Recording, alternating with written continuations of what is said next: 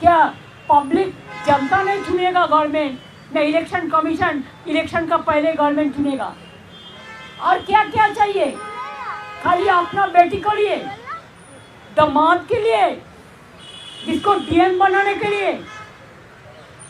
अरे उसका क्रेडिबिलिटी है तो खुद बनेगा, इसके लिए आप डरते हैं? पर्दा का पीछा में क्या है? हमने बोला आपको भी एक दिन सफर करने पड़ेगा। आप ऐसा माफी वोट करेंगे तो हम लोग मैदान में लड़ेंगे। हम देखता है आपका पास बीजेपी का पावर है, हमारा पास जनता का पावर है,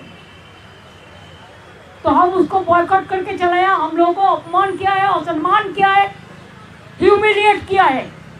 I have not seen this type of election commission. He is very arrogant. Mood लेके बोला है। हाँ? मूड लेके बोला है, मिजाज से जानबूझ के इतना खराब बिहेव हम लोगों के साथ किया है। व्यवहार खराब किया, कुछ व्यवहार किया है। मैंने कहा है कि I'm sorry कि आपका साथ हम लोगों ने मिलकर जस्टिस देने के लिए आए थे। जस्टिस तो नहीं मिला, लेकिन आप इनजस्टिस कर रहा है और झूठा बात कह रहे हैं। He is a great liar. He is giving some briefing after our queries. All are bluff. All are lie, garbage of lies. हम 5 लेटर दिया, एक भी रिप्लाई उन्होंने नहीं दिया। और झूठा बात कहते हैं, बोलते हैं तृणमूल कांग्रेस डुप्लीकेट वोटर के लिए बोला, उसी के लिए आपने किया। हम लोग किसको लिए बोला था? आपको पता है इंग्लिश इंडोर स्टेडियम में एक मीटिंग हुआ था, हमने देखा एक बंगाल का आदमी का साथ हरियाणा का 50 नाम जोड़ दिया था। हम उसको ठीक कराने के लिए बोला था, इन्होंने उल्टा बात करते हैं। बोलता आपने बीएलओ नहीं दिया, तो कौन दिया? आप क्यों 8100 माइक्रो ऑब्जर्वर ओनली बंगाल में किया, बंगाल को टारगेट करने के लिए? आप क्यों त्रिपुरा से बीजेपी माइंडेड ऑफिसर को लेके इलेक्शन कमीशन में ऑफिस के बैठता है और सबको नाम करता है? बीएलओ का कोई पावर नहीं है, डीओ को नहीं है, डीएम का नहीं है, ईआरओ को नहीं है, एईआरओ का नहीं है। और इलेक्शन स्टैट्यूटरी बुक्स में रोल ऑब्जर्वर, माइक्रो ऑब्जर्वर का कोई भूमिका नहीं है। लेकिन तब भी इन्होंने जानबूझ के सुप्रीम कोर्ट का वर्डिक्ट नहीं मानते हैं, पूरा वर्डिक्ट वायलेट करते हैं। कोर्ट का बात नहीं सुनता, जनता का बात नहीं सुनता, मीडिया को तो घुसने ही नहीं देता। हमारा उधर में भी घुसने नहीं देता कोई मीडिया को। ऐसे ही देश चलेगा? ऐसे ही देश चलेगा? अरे बीजेपी रहेगा ना, वो तो एक चीज उठाने से आज हाउस में इतना गड़बड़ हो गया। बीजेपी रहेगा तब तो सब रहेगा ना। आप लोगों को कुर्सी बचेगा, लेकिन आप तो कुर्सी आज बचा सकता है, काल नहीं बचेगी। हमने बहुत इलेक्शन कमीशन देखा, कुरैशी से लेके नवीन कुमार सिंह से लेके टीएन सेशन और वेरी स्ट्रॉन्ग। हमने देखा ये लोग कभी ऐसा कोई पार्टी के लिए पैलोट नहीं बना है, कोई तोता पाखी नहीं बनाई, कोई हिज मास्टर वॉइस नहीं बनाया। इसी के लिए हम लोगों को ह्यूमिलिएट किया है, हम लोगों को बात बोलने का बाद रिप्लाई नहीं दिया है ठीक से, ठीक ढंग से। हम लोगों को सम्मान किया है, हम लोगों को इंसल्ट किया है। इसी के लिए हम लोगों ने उसको बॉयकॉट करके चलाया मीटिंग।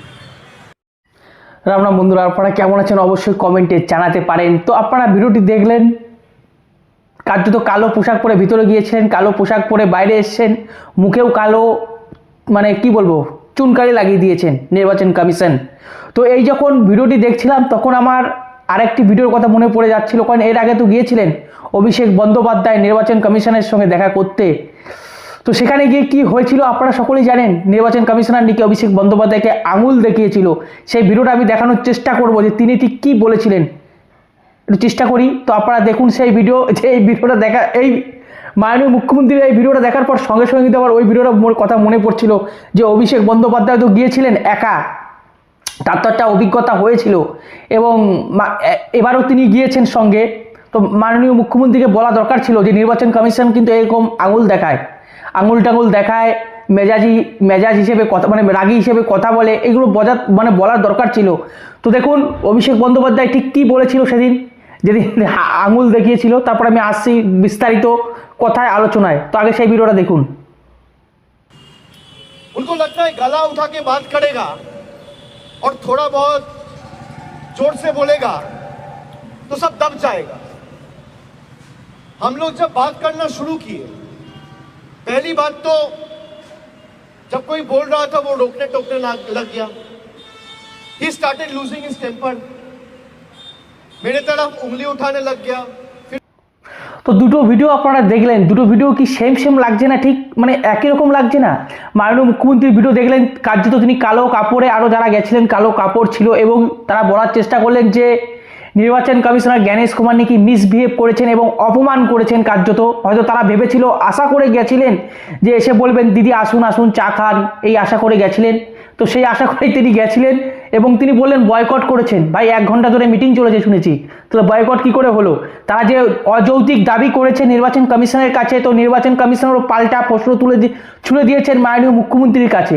তো মাননীয় মুখ্যমন্ত্রী কোনো জবাব দিতে পারেননি এবং পাশ থেকে শুনলেন, পাশ থেকে কোনো ব্যক্তি বলল যে মুড দেখিয়ে কথা বলেছে নির্বাচন কমিশন।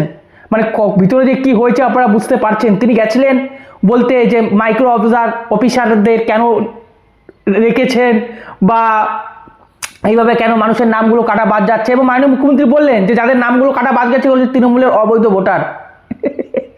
আমি বলিনি, আপনারা শুনলেন, মাননীয় মুখ্যমন্ত্রী নিজেই বললেন যে নির্বাচন কমিশন পাল্টা বলেছে এরকম, আরও অনেক কিছুই বলেছেন, বলতেই পারে এরকম কিছু তো বলেছেন। তাই তো মাননীয় মুখ্যমন্ত্রী কার্যত রেগে গেছেন কালো পোশাকে এবং তিনি বলছেন তিনি বয়কট করেছেন।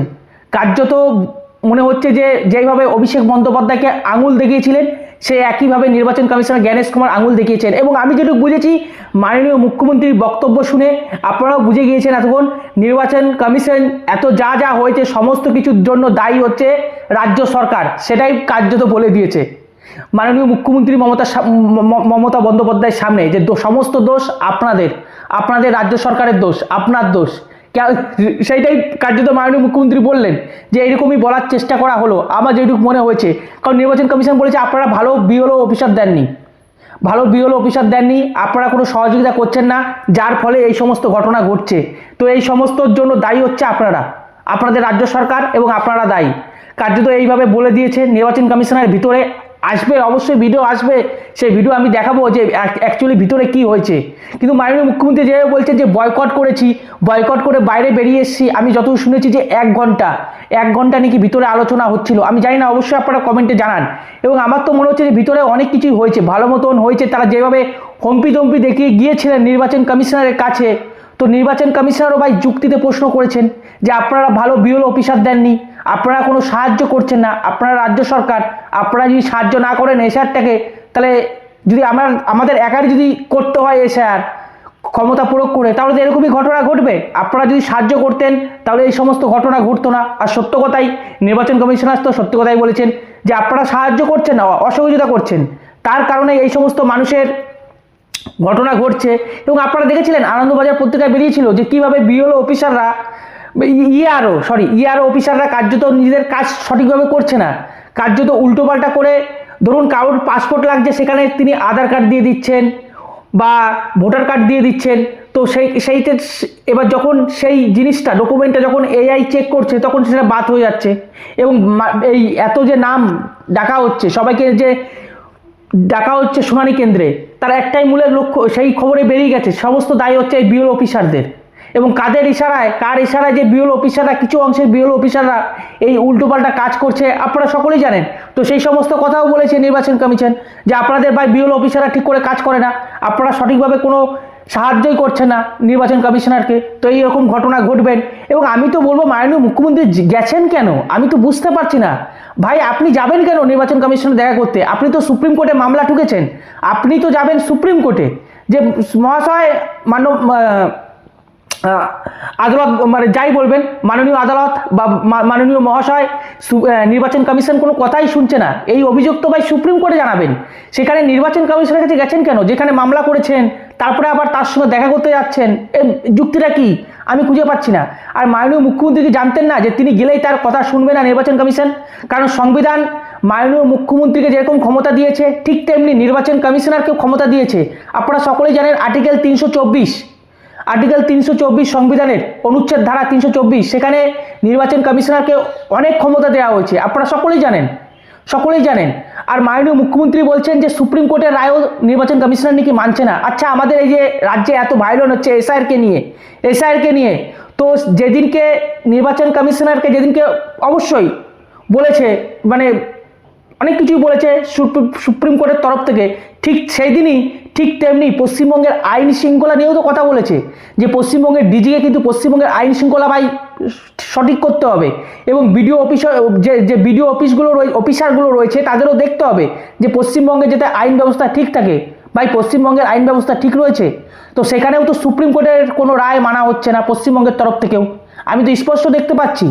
আপনি মাননীয় মুখ্যমন্ত্রী হয়তো অভিযোগ করতেই পারেন যে সুপ্রিম কোর্টের রায়ও মানছে না, তো আপনারা কোথায় মানছেন? পশ্চিমবঙ্গে কোথায় মানা হচ্ছে সুপ্রিম কোর্টের রায়? পশ্চিমবঙ্গে তো বলা হয়েছে আইন শৃঙ্খলা ঠিক করুন।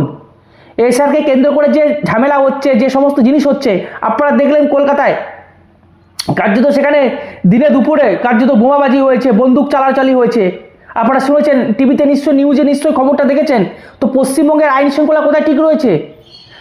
সুপ্রিম কোর্টে দুটো জিনিসই বলেছে, নির্বাচন কমিশনারকে যেরকম বলেছে সেরকম রাজ্য সরকারকেও বলেছে যে পশ্চিমবঙ্গের আইন শৃঙ্খলা ঠিক করতে হবে। তাহলে এখন ভাই দুজনাই তো কথা শুনছেন না আপনারা কার্যত। তো এখন দোষ দিতে কোনো লাভ নেই যে নির্বাচন কমিশন সুপ্রিম কোর্টের রায় শুনছেন না। তো নির্বাচন কমিশনও বলবে যে আপনিও তো সুপ্রিম কোর্টের রায় শুনছেন না মশাই, আপনার রাজ্যে এত আইন শৃঙ্খলা ভাই ভেঙে যাচ্ছে, এত ঝামেলা হচ্ছে, তা আপনি কি করছেন? আপনি তো সুপ্রিম কোর্টের রায় মানছেন না। আর মাননীয় মুখ্যমন্ত্রী বোঝা উচিত যে আপনাকে যেরকম সংবিধান ক্ষমতা দিয়েছে, ঠিক ক্ষমতা সেরকম নির্বাচন কমিশনারকেও দিয়েছে। তো আপনারা তো দেখা করার যাওয়ার কোনো কথাই নাই ওইখানটা। আপনি গেছেন কেন? শুধুমাত্র রাজনীতি করার জন্য, যে পশ্চিমবঙ্গের মানুষকে দেখাতে যাচ্ছেন যে দেখুন আমি আপনাদের জন্য লড়াই করছি। তার জন্য দিল্লিতে গেছি নির্বাচন কমিশনের সাথে দেখা করতে। বলছি পশ্চিমবঙ্গের মানুষ কি অতটাই মূর্খ? আপনি তো সুপ্রিম কোর্টে মামলা করছেন, আপনি তো যাবেন সুপ্রিম কোর্টে না গিয়ে আপনি চলে গেলেন দিল্লিতে নির্বাচন কমিশনের সাথে দেখা করতে। কেন গেছিলেন? পশ্চিমবঙ্গের মানুষ যে এটা জানতে চাইছে যে আপনি কেন গেছিলেন। কারণ আপনার তো যাওয়ার কথা নয় নির্বাচন কমিশনে দেখা করার, কারণ আপনি তো কেস করেছেন। তো যার নামে কেস করবেন তার সঙ্গে আমি আপনার দেখা করতে যাবেন মানে কি? তার মানে এটাও তো হতে পারে যে আপনারা হয়তো সমঝোতা করছেন, এটাও তো হতে পারে, এরকম তো হতে পারে যে হ্যাঁ ঠিক আছে এসআরটা ভালো করে করুন, এটাও তো হতে পারে। আপনি গেছেন কেন? পশ্চিমবঙ্গের মানুষ এটা জানতে চাইছে আপনি গেছিলেন কেন। আপনারা অবশ্যই কমেন্টে জানান যে মাননীয় মুখ্যমন্ত্রী কেন গেছিলেন। তার তো যাওয়ার কথা সুপ্রিম কোর্টে, কারণ সুপ্রিম কোর্টে তিনি এসআরের বিরুদ্ধে মামলা করেছেন। তো সেখানে যাওয়ার কথা, সেখানে না গিয়ে তিনি নির্বাচন কমিশনের কাছে গেলেন, এবং কার্যত বুঝতেই পারছেন অভিষেক বন্দ্যোপাধ্যায়কে যেভাবে আঙুল দেখানো হয়েছিল সেই একইভাবে মাননীয় মুখ্যমন্ত্রীকেও আঙুল দেখানো হয়েছে। একদম পুরোপুরি মুড নিয়ে কথা বলা হয়েছে। আপনারা শুনতেই পারলেন, পাশ থেকে একজন ব্যক্তি বললেন যে মুড দেখিয়ে কথা বলেছেন। বলবেন তো, কারণ সংবিধান তাকে ক্ষমতা দিয়েছেন। আপনার তো যাওয়ার অধিকার নেই সেখানে। সেটা কি আপনার যাওয়ার অধিকার আছে? আপনি যেহেতু মামলা করেছেন সুপ্রিম কোর্টে, তো সেখানে আমার মতে তো যাওয়ার অধিকার নেই সেখানে। তো নির্বাচন কমিশনারও ঠিক পাল্টা বলে দিয়েছেন যে এই সমস্ত ঘটনা যা হচ্ছে রাজ্যে, সমস্ত দায়ভার রাজ্য সরকারের, রাজ্য সরকার করিয়েছে।